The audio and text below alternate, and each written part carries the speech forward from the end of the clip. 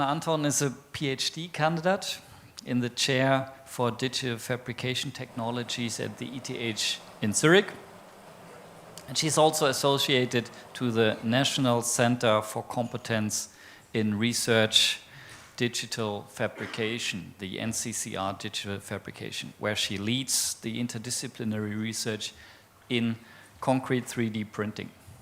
Anna received her architectural degree at the TU Delft in 2014, and she continued her research until 2016 at the Hyperbody Research Group in Delft. And while her scientific research addresses complexity and emergence in architecture, her designs exploit materiality encoded for digital fabrication. Her current doctoral thesis, Tectonics of Concrete Printed Architecture, investigates robotic concrete extrusion processes for large-scale prefabricated building components. Thank you for coming to Frankfurt. Thank you. Thank you for having me here and for the kind introduction.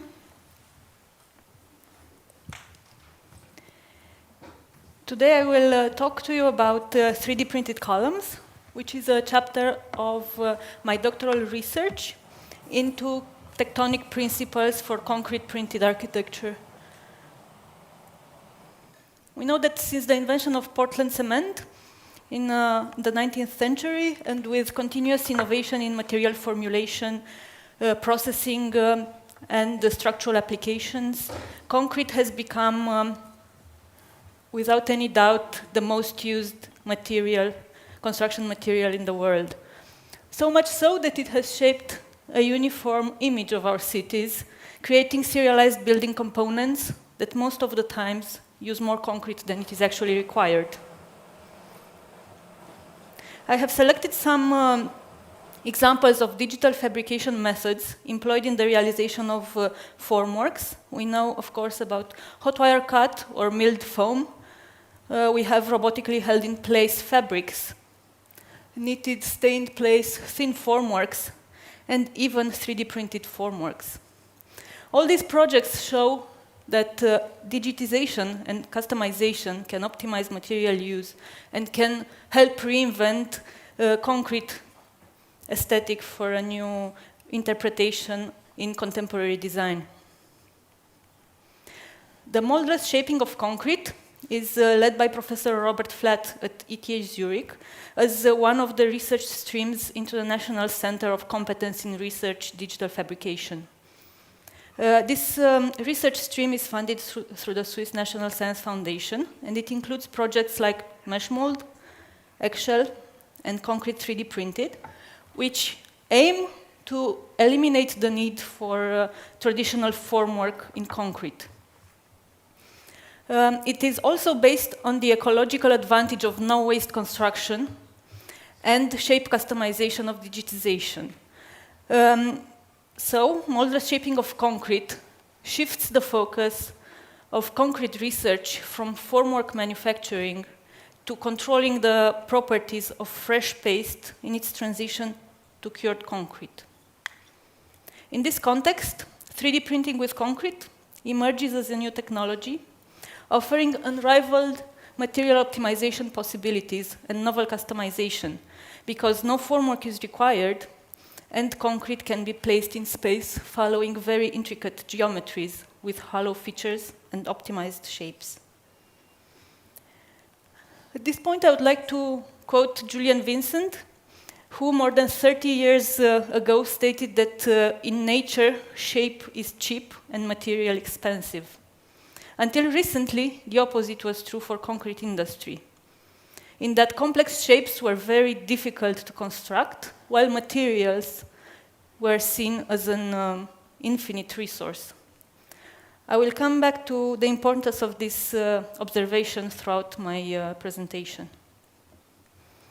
Now back to concrete printing. There are essentially four main processing requirements for 3D printing with concrete. One is that the material has to be fluid enough so that it can be pumped to the point of placing. The material should hold its shape after being forced out of the nozzle. Then a particular layer of concrete has to hold the weight of the additional layers that come on top. And of course, the process should be stable and repeatable in the same testing conditions. If we look at the case of a column, we see that the print path is usually very short compared to the vertical height of it, and this translates into very strict material properties. At the bottom here, concrete should be almost hardened while we still print at the top. From a structural point of view, the column geometries have a very high risk of buckling during fabrication because of the horizontal cross-sectional area to height ratio. There are several examples of vertical elements which were produced digitally without the use of a traditional formwork. Of course, we have smart dynamic casting from ETH, where a numerically controlled formwork moves vertically to replicate the traditional slip forming technique. And we have chemically activated mortar that continuously fill this moving formwork to create section changing elements vertically. Then the amalgama column from the Bartlett School of Architecture was produced using a hybrid technique of extrusion of concrete and used salt as an additional material support. It is a combination of layered extrusion with particle bed 3D printing. This is why we have these very generous overhangs. Then we know the 3D printed formwork from X3E, which is the successful implementation of 3D printing into a real structural building element. Sections of this formwork were assembled vertically, and ultra-high performance concrete was cast to create this very complex structural element. Finally, we have the liquid rock installation, which shows great advancement in the processing strategy, but also in the geometric freedom of the print path. The installation was fabricated using the Bauminator technology from Baumit. So 3 of the 4 given examples use a set-on-demand concrete strategy. So set-on-demand, or hydration control of cementitious materials, was introduced for concrete 3D printing in 2016 by Gosselin and the co-authors. And it requires a specially developed tool that is able to intermix the mortar with activators to trigger the cement hydration. So if we look closer to the structural requirements that an element has to fulfill during printing, we see that we need a linear increase for the first few layers, and then a very sudden strength increase to overcome buckling. This is according to Reiter et al. This brings me to the point of introducing the 3D printing process developed at ETH.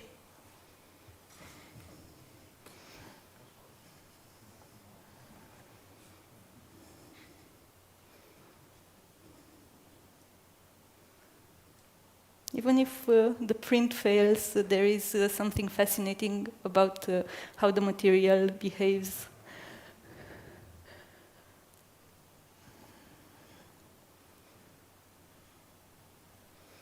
Basically, we use one industrial robot, which is mounted on a 3-axis gantry system, our famous RFL.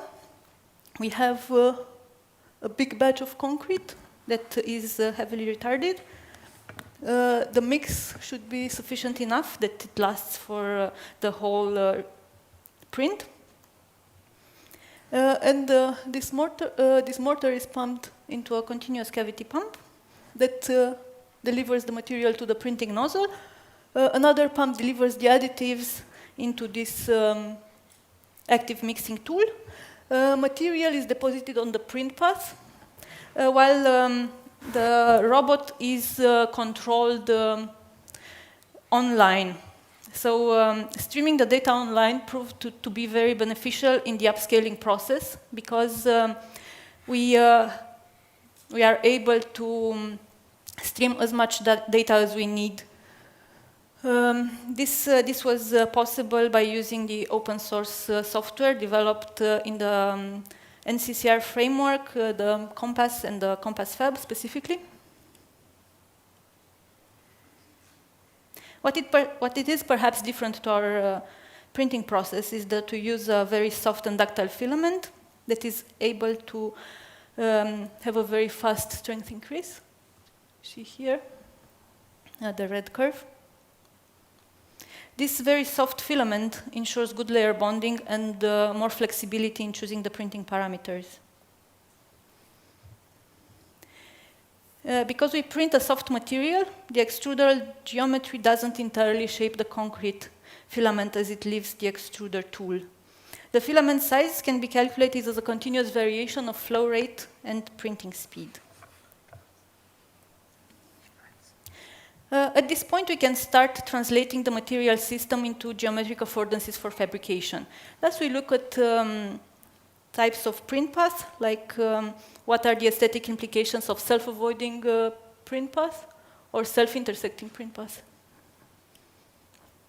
Then we can optimize one layer for fast printing speeds.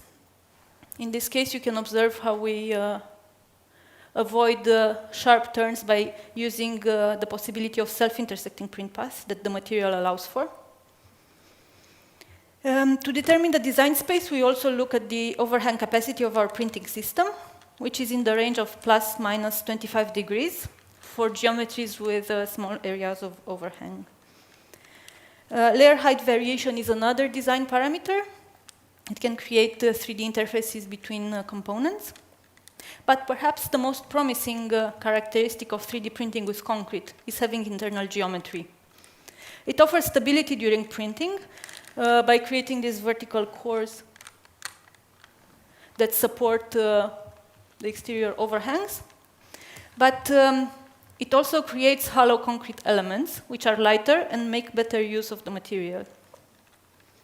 The compressive strength of our material is already in the range of structural concrete and has no strength variation correlated to the layer orientation. It has around 70 megapascals, and it can be used in pre-stressed systems. But besides the aesthetic, the printing quality is determined also by the mechanical behavior of the printed parts. In 3D printing, there is a high risk of weak layer bonding, as well as an increased possibility of defects that appear during printing. In general, because we print very fast, we have now not enough time to create cold joints in between the layers. However, if we have defects like these small air gaps, they behave like cold joints. So we can definitely expect anisotropies when we 3D print with concrete. Not everything can be printed, but we try to map out all the geometric affordances that the system can allow for. We can decide on the layer size, on the filament, on the printing filament. The fast strength buildup allows for very fast printing. However, not all the machines can drive at that speed.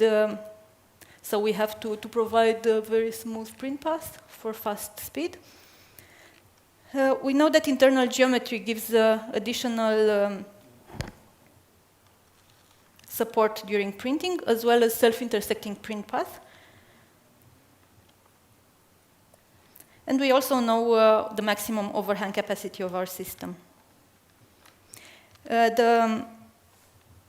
Knowing all these design aspects, we chose geometric generative engines that make sense to use to be used in such a context. So we opted for trigonometric functions and mesh subdivision. For this, we develop an app that transforms a generic computational mesh of a given height and diameter into a 3D printable column.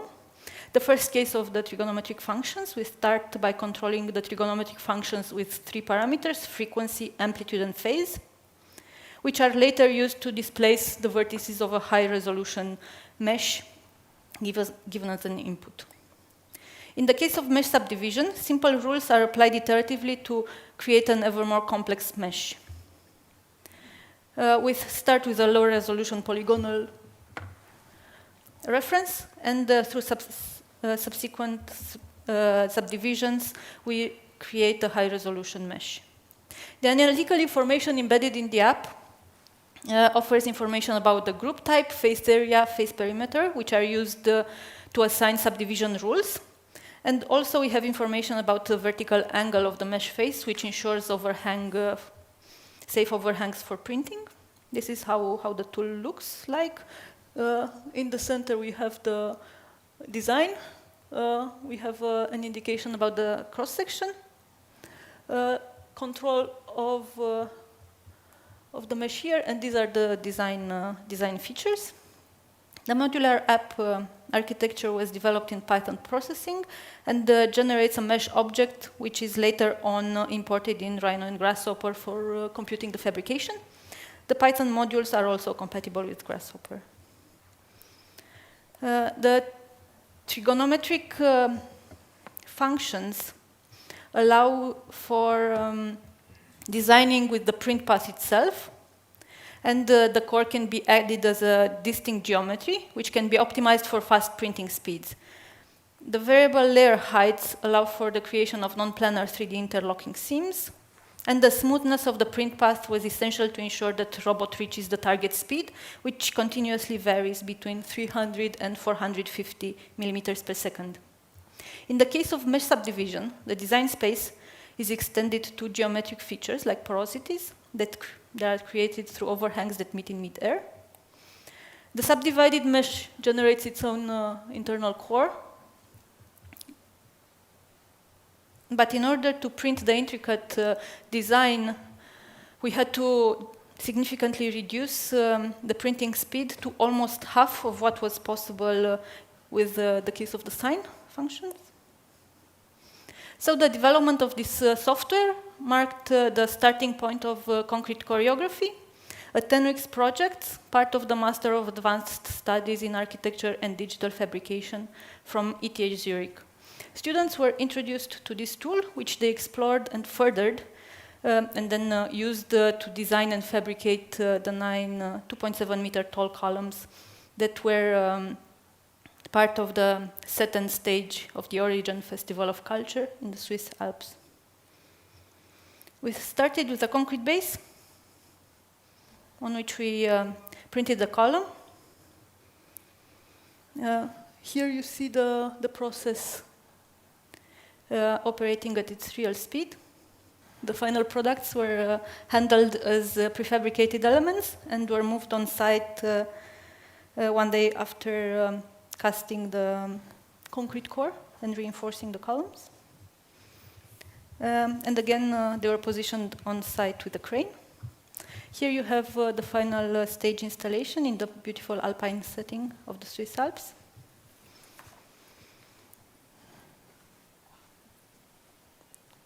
Okay, so this one runs.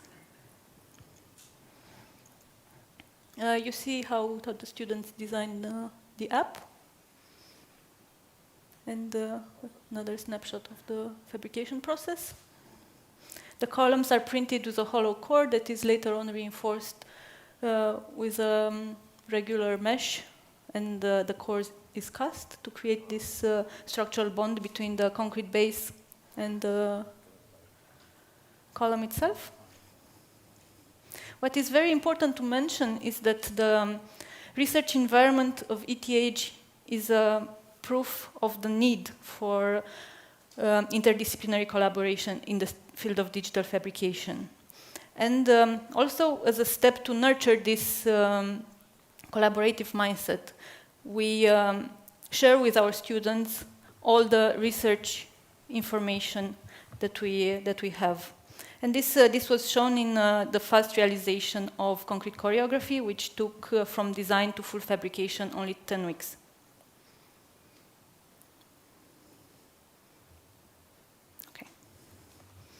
Another column was designed using the mesh subdivision engine. This tested the limits of our fabrication process because it was printed as a full height of 3.1 meters, printed in a continuous process of 1 hour and 50 minutes.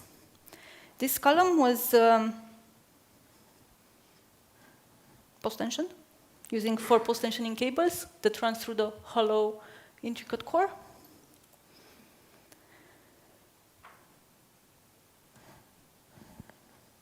And the total print path of the column is of 1 kilometer, which was printed at a filament size of 25 millimeters width and the 5 millimeters layer height. This is the evolution line of the column typology embedded in my research. The design methods were developed simultaneously to all the other fabrication parameters. And in this way, we somehow proved the necessity for developing new design algorithms and the new design thinking for the methods that we develop. When we put all this data together for the case study of the column, we see a large variety of sectional profiles that have hollow internal structures. They provide many opportunities for reinforcement, other casting some parts of the printed element or post-tensioning. We have a large array of possible surface textures. We can vary the printing parameters depending on the design complexity. But what this experimental work shows is that concrete elements can be redesigned and optimized to use less material.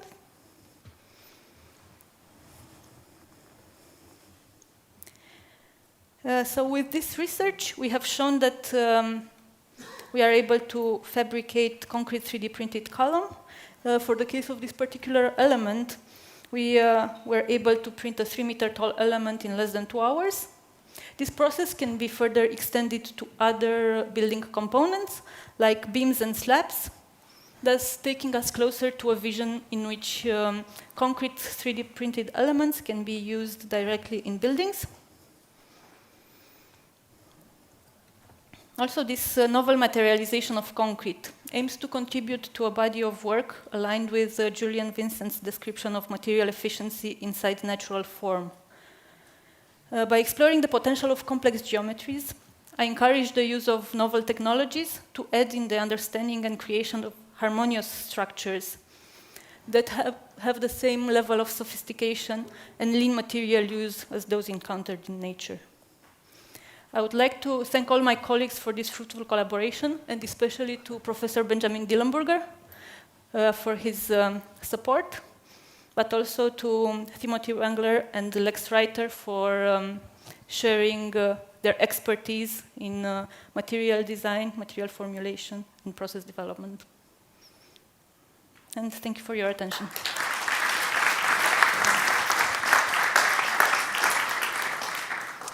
Thank you very much. It needs quite a few people to make something like this happen. Are there questions?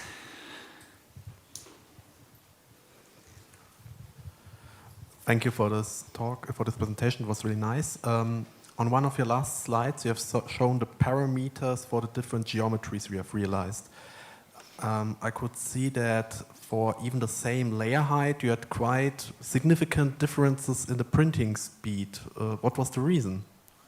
The reason was the step of controlling the concrete pump in a digital way, so controlling the flow rate of the pump in a digital way. That was a definitive improvement of the printing process. But you used always the same material composition, and you had just to adjust the flow rate to the geometry you want to realize. Yes, yes. Even for the same layer height. Okay. Yes. Thanks.